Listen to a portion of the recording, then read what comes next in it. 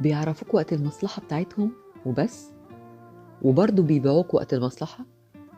بيحبوا يستغلوك ويستغلوا كرمك، سواء ماديا أو نفسيا أو عاطفيا، أو حتى بيستغلوا وقتك لصالحهم، وانت بتبقى عارف ده كويس ومش عارف تتصرف ازاي ولا تصدهم، وبرضه مش عايز تخسرهم.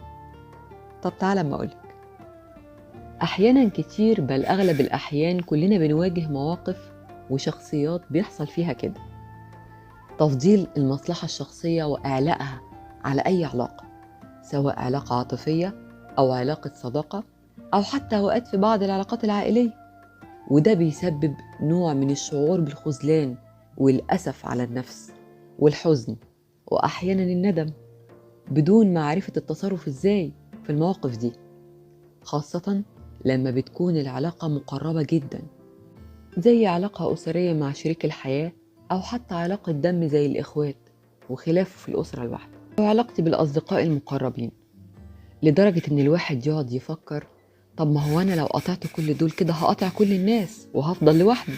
طب وبعدين أتحمل يعني التصرفات والأنانية دي في العلاقات؟ بزعل ومش ببقى مرتاح، وبتصعب عليا نفسي قوي إن أنا مش غالي عندهم لنفسي وشخصي، ولكن بيعتبروني يا إما ماكينة صرف فلوس، أو علشان عايزين حاجة أعملها لهم أو أخلصها لهم، أو حتى بيكلموني بس وقت ما يكون عندهم مشاكل أو أي حاجة محتاجين فيها رأي، أو يصبوا عليا النكد بتاعهم وهمومهم وبس. لكن أنا فين؟ أنا ما بهمهمش خالص. وتقريبا معظم الناس بقت كده دلوقتي، واللي زي بس هم اللي تعبانين وبيعانوا. والحل إيه؟ وإزاي؟ الحل عندك وفي إيدك.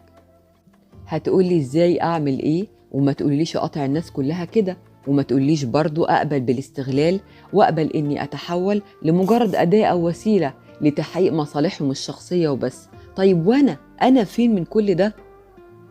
الله ينور عليك، أديك قلت بنفسك، وأنا فين؟ هو ده الحل. أيوة، أنت فين من كل ده؟ أنت اللي بتحط القواعد للي حواليك يعملوك إزاي ويعتبروك إيه في حياتهم. أنت اللي بتحدد قيمتك لنفسك عند الآخرين. إزاي؟ أقولك. يعني مثلا لما تكون حاسس إن اللي حواليك بيستغلوك بزيادة، امتنع بكل ذوق وشياكة عن الإفراط. قول الطيب ونعم والإفراط في العطاء. احنا متفقين وقلنا قبل كده إن كل شيء بحدود. اتعلم امتى وازاي تقول لأ، أو أنا آسف مش هقدر. طب ما هيزعلوا كده، عادي ما يزعلوا. ما هو في مواقف فيها يا إما أنت تزعل، يا إما اللي قصادك هو اللي يمثل إنه زعلان أو يزعل. أوقات اللي قصادك بيعتبر إن كل حاجة عندك وملكك أصبحت حق مكتسب له بشكل دائم ومستمر. لازم تقول لأ أو تعتذر. اتعلم تتعامل بمقدار وبميزان. وبرضو أحب أقولك إن كلنا بما فيهم حضرتك يلي بتشتكي من سوء المعاملات والاستغلال، مصلحتك بالفطرة طبيعي عندك بتبقى رقم واحد. ولو ما كانش ده اللي بيحصل وطبيعي وانت قايم بدور المضحي باستمرار، يبقى انت عندك مشكلة نفسية وعندك سوء تصرف وما بتعرفش توازن الأمور. انت فاكر انك انت هتكتسب حب اللي قدامك واللي حواليك بقدر ما بتعطي. الحب ما بيجيش كده. مش كل ما اديله واديله واديله واصرف كتير قوي او اسرف في العطاء ان هم هيحبوني. لا، ده مش هو ده مقياس ابدا للحب والمحبة والتقدير. ومن هنا اول حاجة لازم تتعامل بيها انك تحط نفسك مكان اللي قدامك، وبرضه بتبقى عارف ان اللي قدامك لو مكانك هيتصرف ازاي وحدوده ايه في التصرف. مفيش مشكلة ابدا ان كل واحد يفكر في مصلحته، بس كل شيء بالاصول وبدون افراط ولا تفريط من الجانبين. ولو زعلوا هيتعودوا، ولو بعدوا مفيش مشكلة مصيرهم يرجعوا، ولو ما رجعوش الدنيا ما بتقفش على حد. في ناس كتير قوي. ولازم الأمر يبدأ من عندك في وضع القواعد، في عدم سماحك باستغلال الآخرين لك. الطبيعة البشرية كده، كل ما تديها كل ما تطلب زيادة، وبتتوحش كمان أوقات وما بتبقاش حاسة باللي قدامها، إلا، وبكرر إلا من رحم ربي. اللي بيستحي وعنده إحساس ودم، بيتعفف. في ناس لسه عفوفة وطيبة، وفي ناس للأسف ودول الأكتر دلوقتي الطمع بيبقى هو المسيطر، لأنهم ما بيشوفوش غير نفسهم ومصالحهم وبس. وحتى لو وقف شوية عند اللي قصاده وقال لك ده أنا جيت عليه صح مش عارفة إيه، بيتنحى وياخد جنب شوية وبيرجع يكرر تاني استغلاله وسوء تصرفه وطلباته الكتير وكل حاجة ومصلحته أهم. وبالرغم من كل ده المشكلة برضو عندك انت، لقيته غير مبالي وبيكرر الاستغلال، قوله لأ بكل بساطة. ولو على الاهتمام والحب عمره ما هيجيلك بالطريقة دي إلا لما انت تهتم بنفسك أولا وتحبها وتعليها وتغليها بأفعالك وتصرفاتك وسلوكياتك، وبالتغاضي والتجاهل لكل شيء بيضايقك أو بيزعجك أو بيتسبب في حزنك. اتعامل معها عادي وبلا مبالاة، ما تقفش عندها كتير. ولما موقف يحصل ما تفضلش تعيد وتزيد فيه جوه دماغك وتكرره، تفضل واقف عنده فترة. انت أولى بالوقت اللي انت بتبص فيه على حاجة كويسة أو تعمل حاجة مفيدة أو تعالج حاجة أو تصلح حاجة. المهم تستفيد من وقتك وتستمتع بيه. اتواصل مع الناس اللي انت بتحبها، اتواصل مع اللي بتحبه وبيريحك، اللي بتحس عنده بالأمان، اللي بتحس عنده ان هو مش بيستغلك ومش عايز منك حاجة غير انك تبقى كويس ومبسوط وبرضه تراعيه وتقدره. اعمل لنفسك محيط ودايرة جديدة من الناس وانت وسطهم، هتشوف نماذج بتتكرر مرت عليك قبل كده، وهتشوف ناس جديدة وشخصيات جديدة. ايه المشكلة؟ اتواصل في حدود وتعلم ازاي تتعامل. حط لنفسك القواعد العلاقات الاجتماعية بتاعتك من أول وجديد.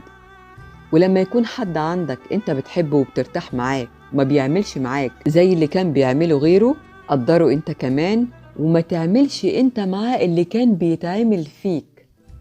لأنه للأسف كتير جدا جدا الواحد مننا بيبقى بيشتكي ومش بيقدر اللي بيقدروه وبيقع في نفس الغلط، زي ما تقول كده بينجذب اوتوماتيك وبيدي زيادة في المكان الغلط وللأشخاص الغلط، علشان يرجع يتألم ويحزن ويشتكي ويقول ظلموني وضربوني وسابوني وجم عليا وما عملوش زي ما بعمل معاهم. وأثناء وهو بيشتكي وبيحكي بينسى تماما نفسه، وبينسى انه ممكن يكون بيعمل نفس التصرفات او بيعامل اللي بيقوله وبيشتكيله بأهمية أقل أو تقدير أقل. وخد بالك اللي بتقوله ده بيبقى بيبصلك وشايفك إنك بتعمل نفس الشيء، وبيقول بينه وبين نفسه إنك أنت مش شايف نفسك ومش حاسس إنك أنت بتتصرف كده، بس أوقات بيسكت وبيتغاضى. ليه؟ لأنه شايف إنك أنت مش شايف نفسك، مش واخد بالك أنت بتعمل إيه، لأنها دايرة وبتدور أو بتلف على الكل. اللي بيتعمل فيك حاول ما تعملوش، واللي بتعمله اعرف إنه هيترد لك. ولو أسرفت وتطرفت في حاجة وسلوك معين بتعمله بزيادة، سواء هو سلوك جيد أو سيء، اعرف إنك هتجذب ناس هيتسببوا في خبطات وضربات تؤلمك لأنك مش متوازن. وما تنساش إنه مش كل حاجة بتقدمها تطوعا وكرم منك ومحبة وبتبقى منتظر من اللي قدامك يردها لك ويقدمها لك في وقت تاني. ده تصور خاطئ وتوقع غلط، طريقة تفكير خاطئة. علشان إيه؟ علشان لازم تفهم إننا مختلفين وطاقتنا وعطائنا مش متساوي ومش قد بعض. اللي انت تقدر عليه تقدمه نفسيا أو ماديا غيرك ما يقدرش عليه بنفس الطريقة، لأنه يا إما لا يملك، يا إما لأنه ما يعرفش يتصرف أو ما عندوش الجرأة اللي عندك في موقف معين عشان يقف معاك، وده علشان قدراته وغير قدراتك. علشان كده السند دايما والرد بيبقى من عند ربنا. ما تندمش على أي حاجة حلوة عملتها وما لقيتش مقابل، المقابل هيجيلك. وما تعملش حاجة وتستنى الرد، لأن ده هيتعبك جدا، لأن في ناس كتير ممكن تخيب ظنك، هي مش زيك ومش شبهك وطريقة تفكيرها غيرك. عموما المقابل هيجيلك بس من طريق تاني خالص، علشان ربنا سبحانه وتعالى مفيش حاجة عنده بتروح. الكلمة الطيبة أو الكلمة الوحشة هتلف وهترجع لك، وكذلك العمل أو الفعل اللي انت هتعمله هيلف وهيرجع لك تاني. أولا وأخيرا انت اللي بتتحكم في تصرفاتك، وانت اللي بتقرر تعامل ازاي وتتعامل مع الآخرين ازاي. وانتظروني في حلقة جديدة. شكرا. كان معكم لايف كوتش هند الدالي.